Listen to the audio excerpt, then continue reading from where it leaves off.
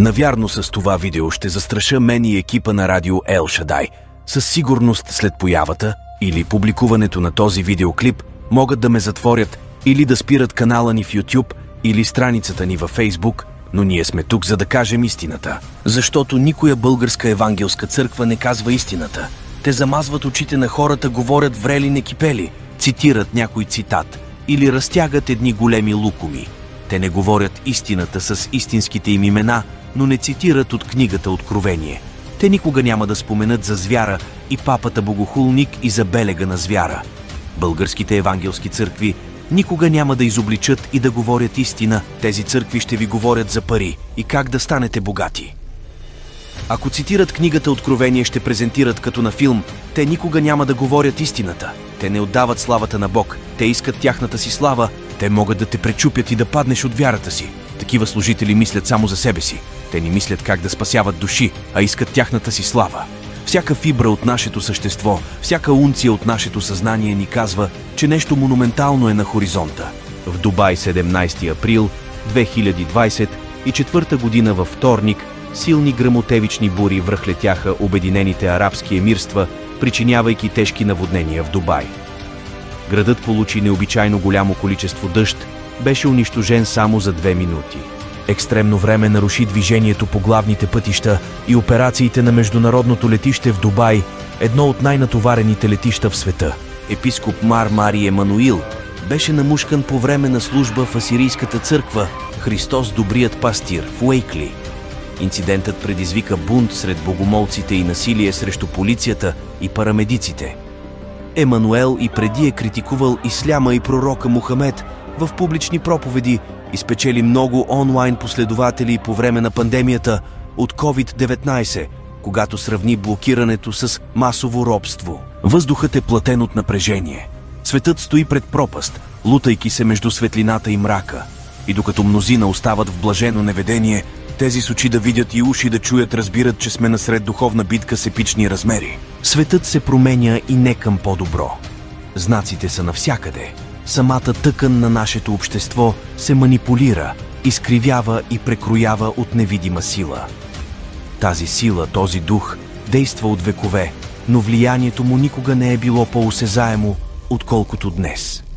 Това е дух, който се противопоставя на всичко чисто и свято. Това е дух, който се стреми да отведе човечеството далеч от светлината и в сенките. Апостол Йоан в своите послания ни предупреждава за този дух. Той го нарече духът на Антихриста. Но това не е някаква далечна, бъдеща заплаха. Той е тук сега, действайки в сянка, оказвайки влияние върху нашите институции, нашите медии, нашия начин на живот. Това е дух, който отхвърля истината, който прегръща тъмнината, който се стреми да отклони човечеството от светлината. Само през последното десетилетие и половина станахме свидетели на тревожно ускорение в отхвърлянето на абсолютната истина. Самата концепция за истината е атакувана. Живеем в епоха, в която хората създават свои собствени реалности, в която здравият разум вече не е обичаен. Светът изглежда се върти в хаос, с нарастващ морален упадък и беззаконие. Но защо сега каква е крайната игра? Отговорът е едновременно смразяващ и ясен. Подготовка. Светът е подготвен за пристигането на харизматичен лидер. Лидер, който ще бъде прегръщан и почитан не поради някаква внезапна драстична промяна в глобалното съзнание, а защото основата вече е положена. Духът на Антихриста неусетно обуславя човечеството да се уповава на човека, а не на Бог. Това не е просто спекулация. Вижте състоянието на нашите църкви. Мнозина са се отклонили от пътя, възприемайки доктрини и практики, които са явно повлияни от този антихристов дух. Ако този лидер се появи днес, мнозина не само биха го приели, но и биха го боготворили. И тогава има белег. Книгата Откровение говори за знак, система, която ще контролира търговията, която ще определя кой може да купува или продава. Новостта на замяната на домашен ключ с имплант на микрочип набира световен интерес. Но под повърхността има друга по-завладяваща история. Защо тази технология, интегрална схема с размерите на оризово зърно? Новата система за идентификация на форми, която ще удари нашия свят.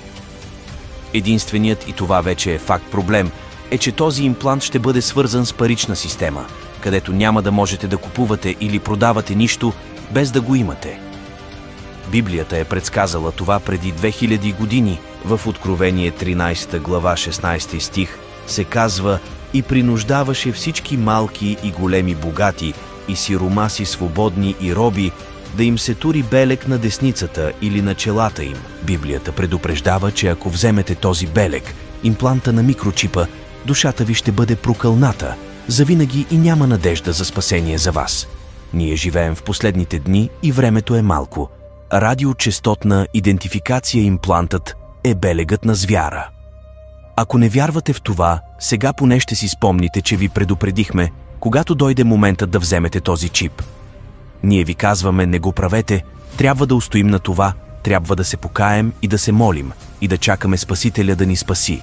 С днешния технологичен напредък, инфраструктурата за такава система вече е на лице. Цифрови валути, биометрични технологии, тласък към общество без пари в брой – всичко това са части от пъзел, който бързо се събира. Светът се променя и не към по-добро. Но това не е време за страх. Време е за действие. Като вярващи ние трябва да стоим твърди, екипирани с Божието всеоръжие, готови да блеснем със светлина в тъмнината. Но едно е ясно – битката е реална и залозите никога не са били по-високи.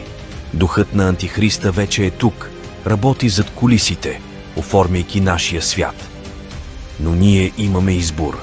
Можем да бъдем или пасивни наблюдатели, повлечени от вълната на събитията, или можем да бъдем активни войни за Христос, стоейки твърдо срещу тъмнината, въвеждайки Божието царство. Часът наистина е късен. Времето за подготовка и действие е сега. Светът може да е на ръба, но с вяра, решителност и Божията благодат можем да обърнем прилива. Битката е истинска, но такъв е и нашият Бог. И с него на наша страна победата е осигурена. Кой е най-лесният начин да объркате католик? Задайте им въпрос от Библията.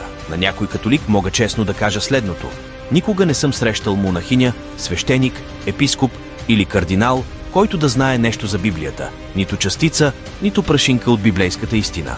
Католиците посвещават целия си живот на Ватикана и живеят и умират, без изобщо да познават Исус от Библията. Папа Франциск каза, че няма ад в безсмислено пренебрежение и нарушение на ученията на Исус Христос, който категорично заявява, че има ад, горящ с пламъци, и че трябва да избягвате да ходите там на всяка цена.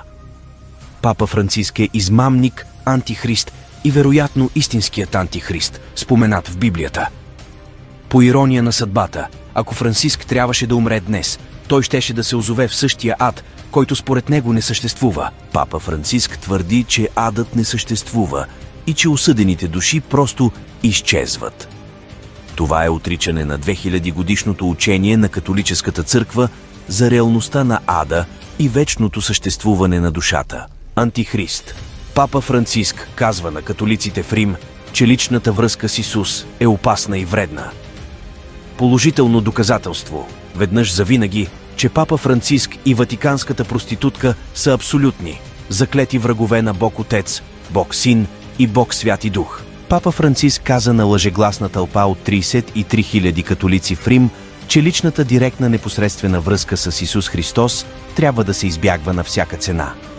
Той заявява многократно, че единствената връзка, която можете да имате с Исус, трябва да бъде в границите на римокатолическата система на Ватикана. Това са думите на Антихрист. Седмицата преди това той също призова за единно световно правителство и политическа власт, твърдейки, че създаването на едно световно правителство е необходимо за борба с големи проблеми, като промените на климата. Викариус е латинската дума за викарий, а пълната титла на папата е Викариус Кристи, наместник на Христос, или Викариус Филис Дей, наместник на Божия Син. Папата буквално носи титлата Антихрист, наместник на Христос. Католицизмът признава Исус Христос за Спасител, но на практика те са пълно идолопоклонничество и на всичкото отгоре добавят и издигат своите традиции като равни на тези на Писанието. Като следват своите традиции, те елиминират Божието Слово, правейки го без ефект в живота си. Да се наричаш заместник на Христос е богохулно. този богохулник, папа Франциск се самоопределя с тази богохулна и безсрамна титла. Атаката на Иран срещу Израел на 13 април 2024 година беше безпрецедентна. Знаем, че Иран е спонсорирал тероризма от дълго време, работейки с прокси групи като хусите, Хизбула и, разбира се, Хамас за онази ужасяваща атака срещу еврейската родина на 7 октомври, където 1200 души бяха изклани и убити. Не е за вярване и все още толкова много са държани като заложници. Но когато Иран директно атакува Израел, това е буквално безпрецедент и има библейско пророческо значение. Наскоро имахме това слънчево затъмнение и някои хора смятаха, че това е знак на времето. В Захария, 12 глава, 3 стих се казва: «В оня ден ще направя Ерусалим утекчителен камък на всичките племена. Всички, които се натоварят с него, ще се смажат и против него ще се съберат всичките народи на света». Ситуацията в Близкия изток се нажежава ежедневно, ако не и ежечасно, с различни войни, слухове за войни и политически маневри с високи залози. През вековете християните са спекулирали за значението на белега на звяра и споменатите в Откровение 13 глава. Днес интересът продължава да не отслабва за този апокалиптичен антихрист папа Франциск в последното време, който ще контролира икономическите, политическите и социалния живот чрез поставяне на знак и число върху хората. Например, традиционно тълкуват знака на звяра като налагане на спазването на неделята. Числото 666 на звяра е папската титла Vicarius Filii Dei, което означава заместник на Христос, което много е богохулно и голяма мерзост, за която се твърди, че е вписана в папската тиара. Ще видим, че това тълкуване създава проблем, защото прави разлика между белега и числото на звяра. Подобно разграничение едва ли може да бъде оправдано екзегетично, тъй като текстът предполага, че белега, името и числото са по същество едно и също нещо. Книгата Откровение се разгръща пред очите ни. 2004 година глобалните събития започват да излизат извън контрол и това доведе до съживяване на интереса към това, което Библията казва за последните дни. В цялото писание ние сме предупреждавани за апокалиптичните събития, които ще предшестват второто пришествие на Исус Христос. И много хора се чудят дали този период от време е пред нас. Навсякъде в интернет хората се занимават с всякакви спекулации и се хвърлят много наистина странни теории и това причинява голямо объркване. Но цялото това объркване не е необходимо, защото Библията всъщност е много ясна относно това, което идва. Исус имаше да каже доста за времето точно преди завръщането си и той специално инструктира своите последователи да следят за определени знаци. Той искаше да разберем, че той знае за всички тези неща предварително, че има план и че той контролира. Така че няма място за страх. Всъщност Исус ни каза тези неща, за да не се страхуваме. Слушайте, всички събития от последното време, които трябва да знаем, са били пророкувани и записани в Писанието за наше знание и разбиране. Ако сме бдителни, можем да проследим тенденцията на събитията, записани в Библията, които се развиват пред очите ни. В Библията небесните явления често носят дълбоко духовно значение, служейки като знаци и символи на Божия суверенитет и Неговия божествен план за човечеството. В книгата Битие четем за разказа за сътворението, където Бог поставя слънцето, луната и звездите на небето, за да маркира сезоните, дните и годините.